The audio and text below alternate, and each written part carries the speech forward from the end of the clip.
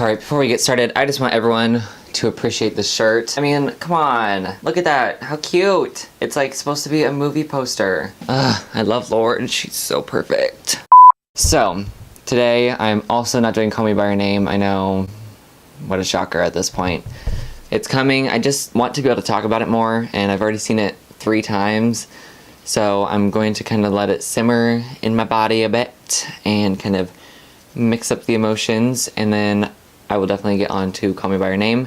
But today, something very similar. Alright, so today we are doing Love, Simon, and I'm so excited for this because I've seen this movie 2 times now, and I actually might be on my way to go see it in like 20 minutes. Oh my god. I cannot tell you how incredible this movie is. Like, before you even watch this, if you haven't seen it, get out, click out of this video, and go watch it now. Buy a ticket, get Movie Pass, I don't care, go watch it literally right now because it is so good. Okay, let's get started before I get carried away because I got a lot to say. Love, Simon, its budget was $17.5-ish million, and as of right now it has surpassed that in total sales, so it has made about $18 million, which makes me really excited because we don't get to see a lot of movies like this.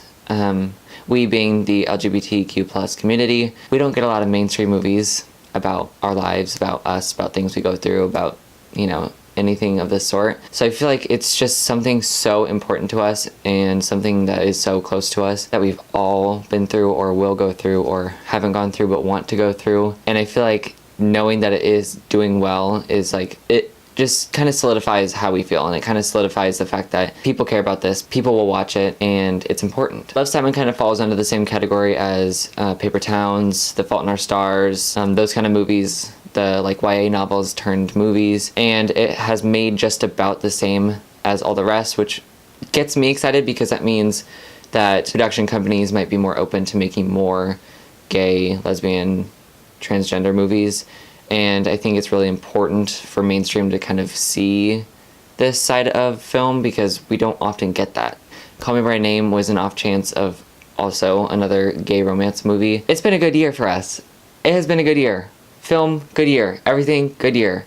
I am so excited about this. Okay, Love, Simon got 91% Rotten Tomatoes. Thank the Lord, because if it had gotten any lower, I would fight someone. It deserves that. It deserves 100% for me. Okay, so now for the review of this movie. I just have like so much to say and nothing to say at the same time. Like, it's just so good. One, the acting is incredible in this movie. All the actors from Nick to Josh to Jennifer, like everyone in the film is so good. The writing is incredible in this movie. It portrayed the life of a gay teen so well. And the thing that I loved most about it is it wasn't cheesy. It didn't tell things that weren't true to real life. I'm gonna talk about like kind of the specs of it, cameras, that kind of thing. So they didn't use a ton of like close-ups, which if you watched my Wrinkle in Time video, I'll link it up here. Go watch that and you'll kind of understand like my thing with close-ups.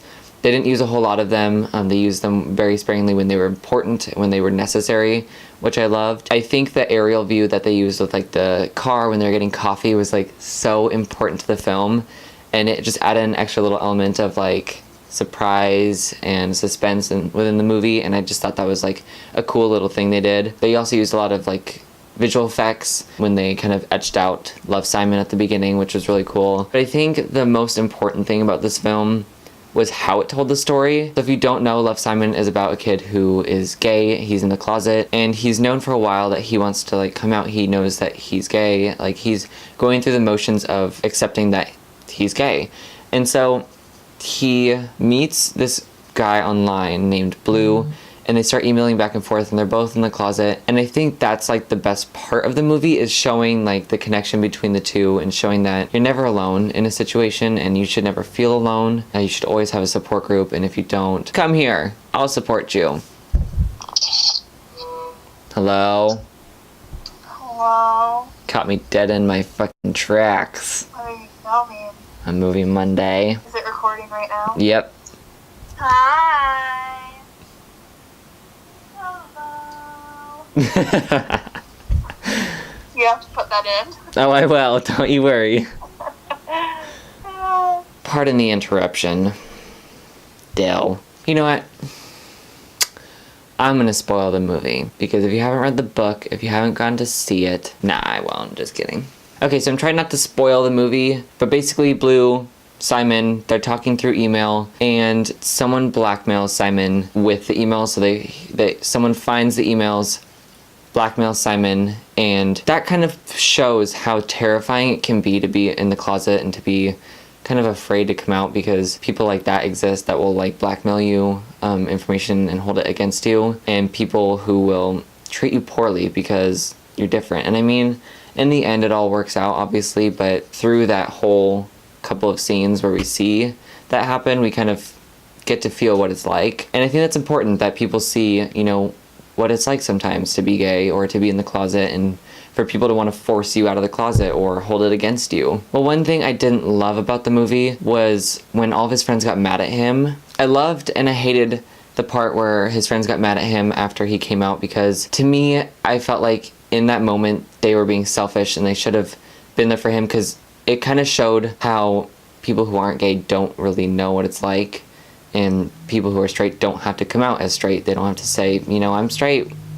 It's been a secret. Like, they don't have that fear of people not accepting them. They don't have that fear of harm against them. They don't have that fear of people leaving their lives because they don't accept who they are. So I felt like that scene where his friends kind of just cut him out for a while, it kind of shows how sometimes that does happen, and sometimes the people you love most will leave you because of who you are. And I feel like that's important to show, because it's not the end of the world, you know, and if people leave your life because of your sexuality, then good riddance, honestly. You don't need that kind of negativity in your life. But then, of course, you know, everything comes back around and everything is all good. I want to talk about his parents in this movie. His parents in this movie kind of choked me up a bit, and I cried like 40 minutes out of the whole movie. Like, I was just crying like a little baby. At one point I just closed my eyes because I was crying so hard. The way his parents reacted is so important. It just, like, my heart grips onto the scenes with his parents, because the scene with his mom where she says that she felt like he was holding his breath really spoke to me, because that's kind of how it's like holding in a secret like that. Holding in secret of your sexuality, of something that's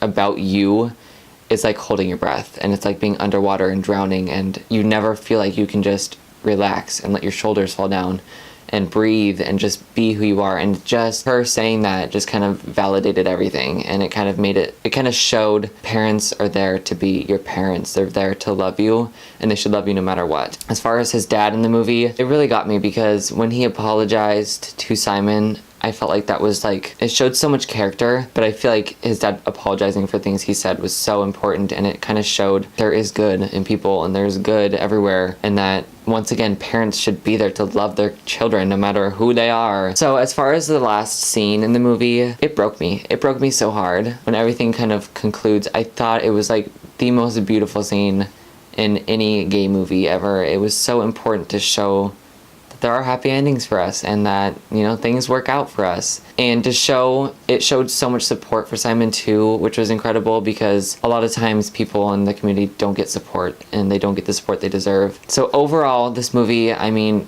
it's not going to come as a surprise.